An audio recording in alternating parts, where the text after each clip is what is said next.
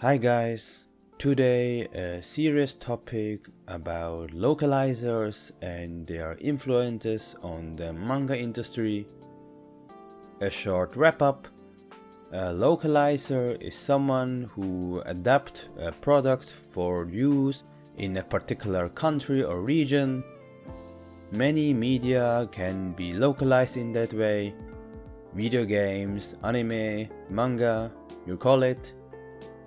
While in the past there were dozens of fansubs and scanlations that were the norm, now most localizations are done by large companies that specialize in them and are flooded with rippers and re-uploader because these companies get the media in advance and have a time advantage that most fan translators don't have.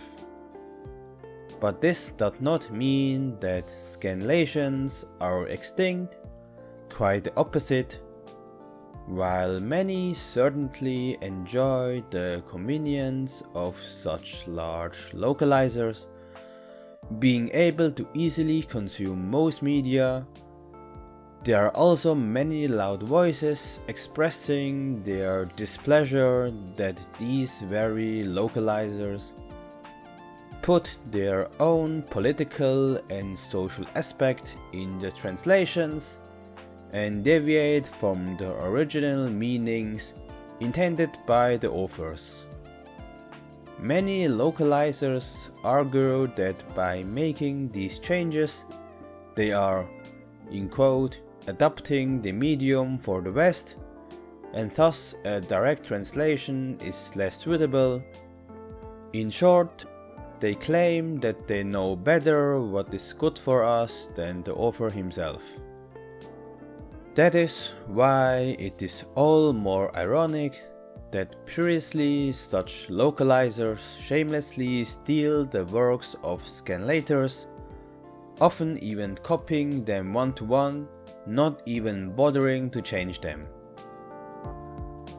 Because here a Twitter user, also a translator, has compared the official translation of the manga Osama ranking with that of a French translation and found that in the first 3 chapters, over 40% of the translations are stolen from scanlations.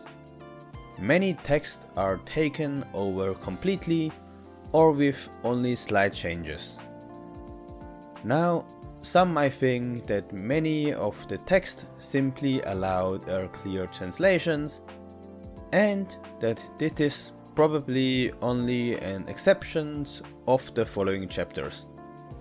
But exactly the opposite is the case, because the percentage of translations that are stolen has even increased in the following chapters.